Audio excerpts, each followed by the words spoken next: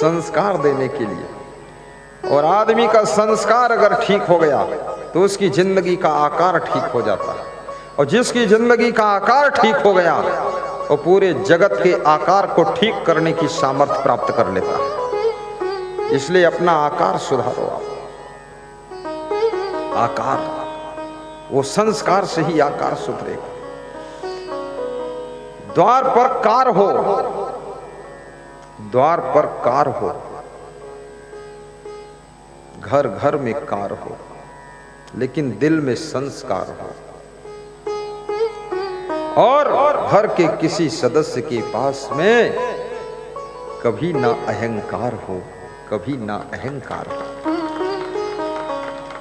अच्छी से अच्छी कार में चलो, लेकिन अहंकार में तो बैठना भी खतरनाक है, अहंकार में खड़े होना भी खतरनाक है, अहंकार में लेटना भी खतरनाक है। अहंकार सर्वमेवाभिमानः, अभिमान सब कुछ नाश कर देता है। जैसे रावण का नाश हुआ, कंस का नाश हुआ, जरासंध का नाश हुआ, और बाली का नाश हुआ। अभिमान समझने नहीं देता है आपको सही बात को। ये अभिमान बहुत खतरनाक चीज है। मंदोदरी ने समझाया रावण को, अभिमान की पहचान है वो किसी की बात को सुनता ही नहीं है, मानता ही नहीं है, समझता ही नहीं है, किसी की बात को स्वीकारता ही नहीं है, अपने मन की करेगा चाहे पूरा बर्बाद हो जाए। अभिमान की यही पहचान है।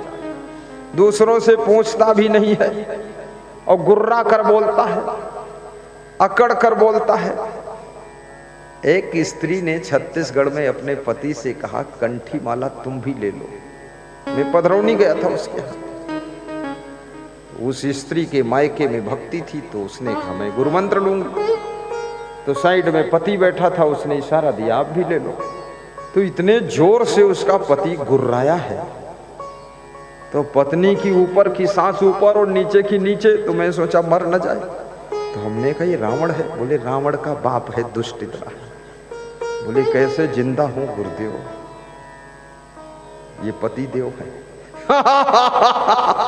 ऐसे मैंने देखा तो हमने आंख मूंद ली। हमने कहा जो होगा प्रलय होने दो, आंख मूंदो। कुंभकर्ण ने समझाया। रावण ने कुंभकर्ण से कहा तू मुझे शास्त्र ज्ञान देता है, मत कर यहां प्रवचन, निकल बाहर जा, जो कहता हूं वो कर। समझा समझा कर लोग थक गए, लेकिन समझ में नहीं आया। और ये भी याद रखना, जब आपकी पत्नी समझाने लग जाए, आपका पति समझाने लग जाए, आपके माँ बाप समझाने लग जाए, आपके सास ससुर समझाने लग जाए, आपका गुरु समझाने लग जाए, आपका शिष्य आपको कुछ सुनाने समझाने लग जाए, तो आप कृपया होश में आ जाइए। अगर होश में नहीं आए तो इतना बड़ा विस्फोट होने वाला है जिसको तुम संभाल नहीं पाओगे। बहुत बड़ा खतरा होने वाला है। मंदोदरी क्या कहती है रावण से, नौथ लाए हो सीता को हर के,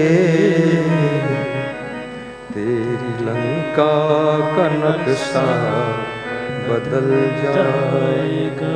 गाओ, जोर से गाओ, डरा मत। सीधे बैठो, ऊंचे होकर सीता को हर के, मनमनाहट गाइए।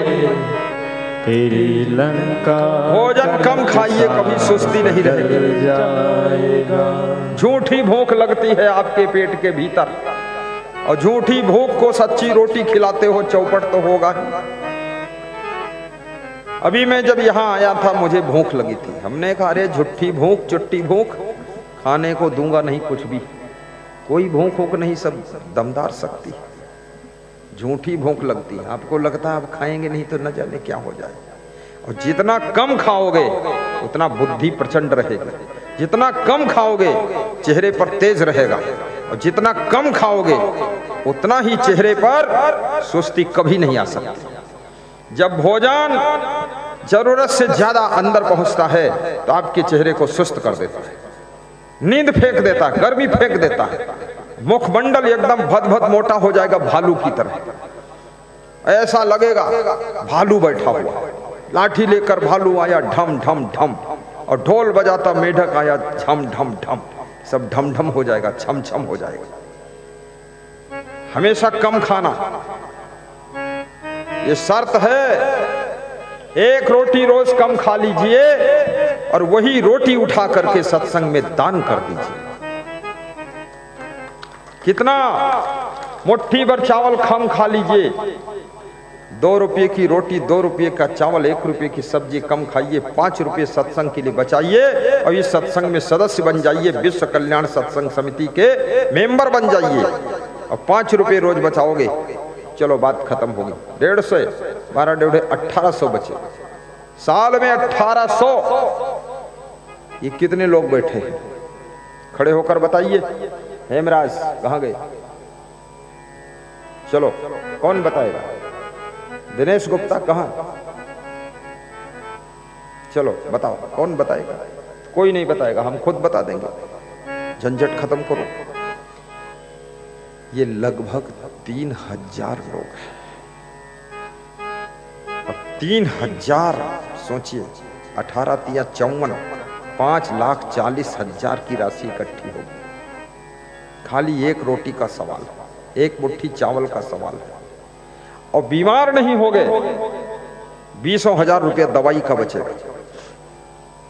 बीमार नहीं होंगे आप, पानी खूब पियो बस। नाथ लाए हो सीता को हर के। अधिक खाने से क्रोध भी ज्यादा आता है, अधिक खाने से काम वासना भी ज्यादा उमड़ती है, और अधिक खाने से आलस्य भी बहुत आता है, अधिक खाने से बीमारी भी बहुत आती है, अधिक खाने से बुद्धि का स्मरण कम हो जाता है और मरण का समय जल्दी निकट आता है।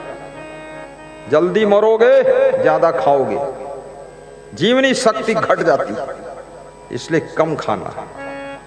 भूखे भी नहीं रहना, ये भी याद रखना। बहुत भूखे रहने से बुढ़ापा जल्दी आता है, बहुत भूखे रहने से शरीर की सुंदरता खत्म हो जाती है, बहुत भूखे रहने से पेट के अंदर एसिडिटी की बीमारी बढ़ जाती है, पित्त बढ़ता है, एसिड बढ़ता है, गैस ट्रबल की बीमारी बढ़ती भूखे रहने से। भूखे रहने से पेट के अंदर कॉन्स्टिपेशन पैदा होता, कब्जियत पैदा होती, पेट साफ नहीं होगा। पानी कम पीने से प्रोस्टेट ग्लैंड की बीमारी पैदा होती है, पानी कम पीने से किडनी खराब हो जाती है, और पानी कम पीने से आपकी कॉन्स्टिपेशन भी पैदा होगा, कब्जियत पैदा होगी। पानी कम पीने से आपकी बुद्धि भी कम हो जाएगी, इसलिए पानी खूब पीना चाहिए। कितने लोग लघु शंका के डर से पानी नहीं पीते हैं कि बार बार लघु शंका कौन जाए। तो लघु शंका में क्या किराया पड़ता है भाई? अपनी लघु शंका करने में भी आलसी आदमी हो, निकलो यहां से, चलो लघु शंका करो जाकर।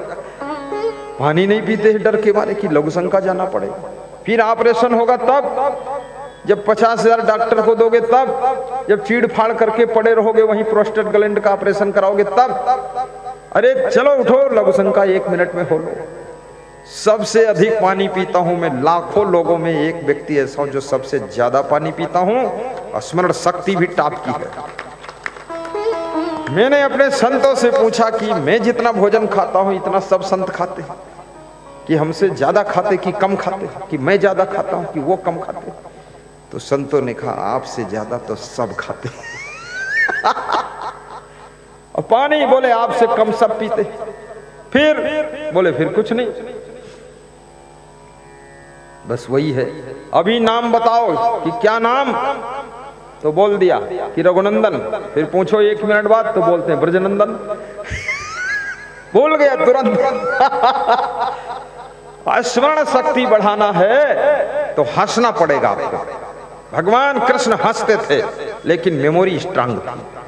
जितना टेंशन करोगे दिमाग कम हो जाएगा, जितना तनाव में रहोगे खूबसूरती कम हो जाएगी, जितना ज्यादा चिंता करोगे आयु कम हो जाएगी, और जितना ज्यादा सोच विचार करोगे नींद कम हो जाएगी। फट से सोना सीखो, खट से उठना सीखो और फटाफट काम करना सीखो। मैं जब एक गांव से दूसरे गांव जाता हूं तो संतों से पूछ लेता हूं कितने किलोमीटर है, इसमें भी लिखवाया हूं मैं। सुनील सिंह चंदेला, जय सिंह नगर के पास गांव है चंदेला।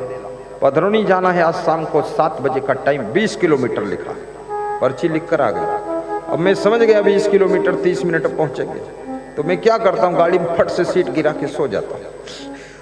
हाँ, सोने में भी होशियार बहुत हूँ मैं, और जागने में भी होशियार। और जगाने के लिए हम पहरेदार रखते हैं कि तुम जगाना, जागने की फिक्र करूंगा नहीं, क्योंकि ज्यादा फिक्र में लोगोगे नींद ही नहीं आएगी।